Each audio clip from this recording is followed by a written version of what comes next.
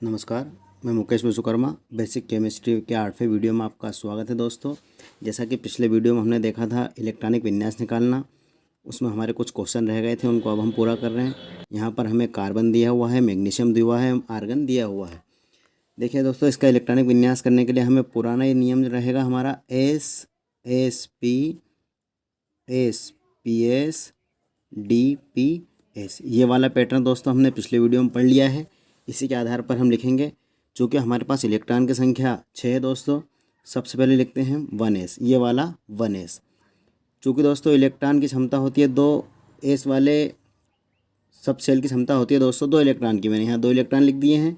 आगे बढ़ते हैं दोस्तों। ये तीर का निशान हमें ये बताता है कि ये वाला एनर्जी लेवल इस वाले एनर्जी लेवल से कम है। आगे बढ़ते हैं दोस्तों। 2s में दोस्तों पुनः s है, इसकी क्षमता 2 इलेक्ट्रॉन की, 2 और 2 इस प्रकार से हो गए हमारे कुल इलेक्ट्रॉन 4। आगे बढ़ते हैं दोस्तों, हमारे पास 2 इलेक्ट्रॉन और बचे हुए हैं। अब है p। चूँकि दोस्तों हमने पिछले वीडियो में देखा है कि p 2 से स्टार्ट होता है दोस्तों, ये मैंने लिखा 2p। p की क्षमता दोस्तों 6 इलेक्ट्रॉन की होती है, परंतु हमारे पास शेष 2 इलेक्ट्रॉन रह जाते हैं, तो यहाँ पर हम लिख देंगे 2। ध्यान दिए दोस्तों, p में हम 1 से लेकर 6 नंबर तक इलेक्ट्रॉन दे सकते हैं, 6 से ज़्यादा नहीं दे सकते। इसी तरह अब आगे बढ़ते हैं दोस्तों मैग्नीशियम की तरफ। मैग्नीशियम इलेक्ट्रॉन में इसमें होंगे दोस्तों 12।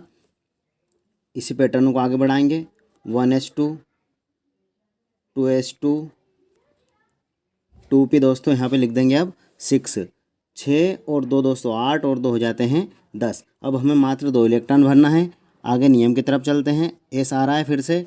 s देखिए दोस्तों 1 और 2s खर्च हो चुके हैं, अब नंबर है 3s का। 3s चूँकि हमारे पास इलेक्ट्रॉन की संख्या 2 बची हुई है, मैंने यहाँ पर लिख दिया ऊपर 2।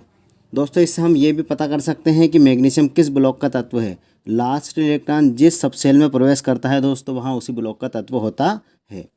जैसे कि दोस्तों कार्बन p ब्लॉक का तत्व है, मैग्नीशियम s ब्लॉक का तत्व है। आगे बढ़ते हैं दोस्तों। ऑर्गन भी दोस्तों अगर आपने आवर्त सारणी को ध्यान से देखा होगा तो p ब्लॉक के 18वें वर्ग में होता है, तो हमारा अंतिम इलेक्ट्रॉन दोस्तों p ब्लॉक में प्रवेश करना चाहिए। आगे बढ़ते हैं दोस्तों, इसे भरते हैं।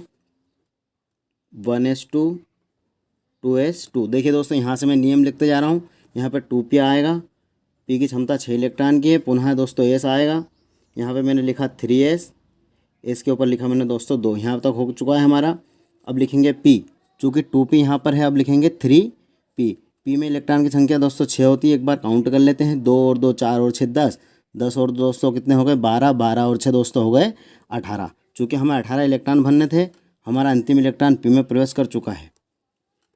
अब दोस्तों आगे हम इसी नियम में मैंने बताया था, ये नोट करके कुछ अपवाद भी होते हैं, और आगे दोस्तों हम इसी में अब n+l का नियम पढ़ेंगे।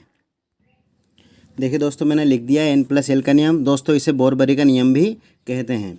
नियम दोस्तों हमारा क्या कहता है, किसी विलगित उदासीन परमाणु में n+l का मान कम होने पर ऊर्जा का मान भी दोस्तों कम होता है।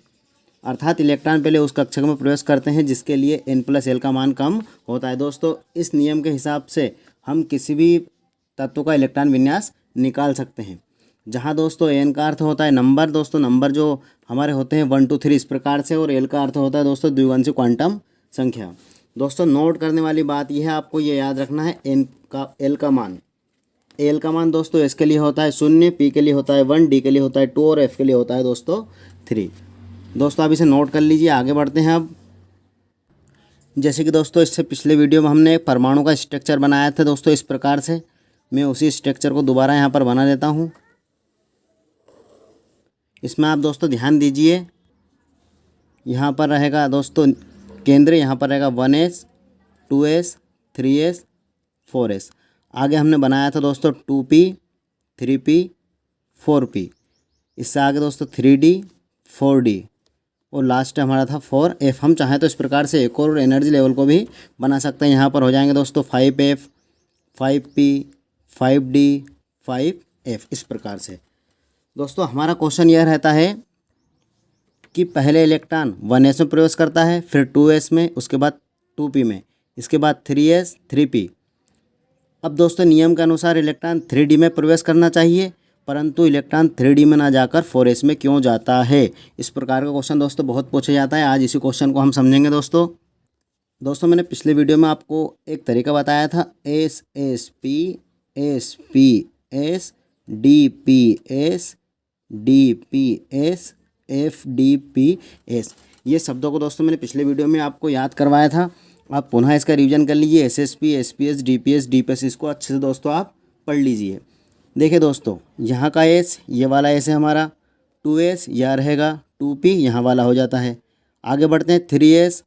देखिए दोस्तों 3P आगे। अब यहाँ ध्यान दीजिए दोस्तों, 3D ना होकर 4S क्यों हुआ है। नियम के अनुसार D पहले आना था S के पहले, परंतु ये किस कारण से होता है, इस कारण को दोस्तों अब हम जानेंगे। इसके लिए हमें N+L के मान की ज़रूरत होती है। दोस्तों आप यहाँ पर देख लिए इस प्रकार से कि 3P के बाद इलेक्ट्रॉन 4S में प्रवेश करता है, 3D में इसके बाद करता है। इसका कारण जानेंगे कि 4S में इलेक्ट्रॉन पहले क्यों प्रवेश करता है, 3D में बाद में क्यों करता है। 4S और 3D याद रखिए दोस्तों। देखिए दोस्तों, मैं यहाँ लिख देता हूँ 4S और इधर लिख देता हूँ 3D। मैंने इस प्रकार से दोनों को लिख दिया है। अब ध्यान दीजिए, 4 हमारा नंबर रहता है, ये मैंने लिख दिया N+L। तो N की जगह मैंने लिख दिया 4, क्योंकि दोस्तों ये हमारा नंबर है। ध्यान दीजिए दोस्तों, L का मान S के लिए होता है, ये देख लिए दोस्तों, 0 होता है। ये इधर लिखा मैंने दोस्तों 0। 4 में अगर 0 जोड़ेंगे दोस्तों हमारा आंसर क्या हो जाता है, 4 हो जाता है। इसी प्रकार दोस्तों 3D में चलते हैं तो N हमारा रहेगा 3 और D के लिए मान ध्यान दीजिए दोस्तों, L का मान D के लिए कितना होता है, 2 होता है। मैं यहाँ पे लिख देता हूँ 2। 3 और 2 दोस्तों कितने हुए, 5। ध्यान दीजिए दोस्तों, चूँकि 4S का मान 4 है एवं 3D का मान 5 है, इस कारण जिसका मान कम होता है पहले इलेक्ट्रॉन उसी में भरा जाता है। हमने परिभाषा में भी यही पढ़ा था। इस प्रकार दोस्तों 4S पहले आता है, 3D बाद में आता है। और हम कुछ और दूसरी जानकारी भी इसमें ले लेते हैं दोस्तों। जैसे कि दोस्तों हमें जानना है कि इलेक्ट्रॉन 5P में पहले प्रवेश करेगा कि 5D में पहले इलेक्ट्रॉन प्रवेश करता है। इसके लिए हमारा पैटर्न वही रहेगा, N+L, N+L। ध्यान दीजिए दोस्तों, यहाँ पर N का मान रहेगा 5 और L का मान दोस्तों P के लिए होता है 1। आगे बढ़ते हैं दोस्तों, इधर हमारा N रहेगा, इधर भी 5 ही रहेगा दोस्तों। और L, ध्यान दीजिए दोस्तों, D के लिए L का मान होता है दोस्तों 2 होता है। मैंने यहाँ पर लिख दिया 2। आगे बढ़ते हैं दोस्तों, 5 और 1 हो जाते हैं 6 और इधर 5 और 2 हो जाते हैं दोस्तों 7। चूँकि मान 5P का कम है 5D की अपेक्षा, इस कारण से पहले इलेक्ट्रॉन दोस्तों 5 में प्रवेश करता है। ये देखिए दोस्तों, मैं कुछ बता देता हूँ पिछले वीडियो का। ये हमने देखा 5P पहले आता है, इसके बाद इलेक्ट्रॉन यहाँ से घूमते हुए अंत में 5D में इसके बाद प्रवेश करता है दोस्तों। इसी तरह आप किसी भी कक्षक को लीजिए और अफबाहु के नियम और N+L के नियम को मिलाकर यहाँ जांच कीजिए कि पहले इलेक्ट्रॉन किस कक्षक में प्रवेश करता है।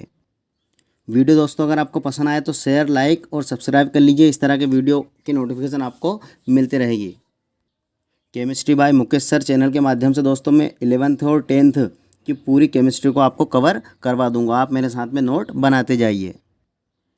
इससे आने वाले अगले वीडियो में दोस्तों हम देखेंगे, हमने पिछले वीडियो में कुछ पढ़ा था कि नोट में हमने देखा था दोस्तों, ये ध्यान दीजिए दोस्तों, नोट में हमने देखा था क्रोमियम, कॉपर, चांदी और सोना दोस्तों। यह है अफबाहु नियम के अपवाद हैं। इन क्वेश्चन को हम अगले वीडियो में हल करेंगे। धन्यवाद दोस्तों।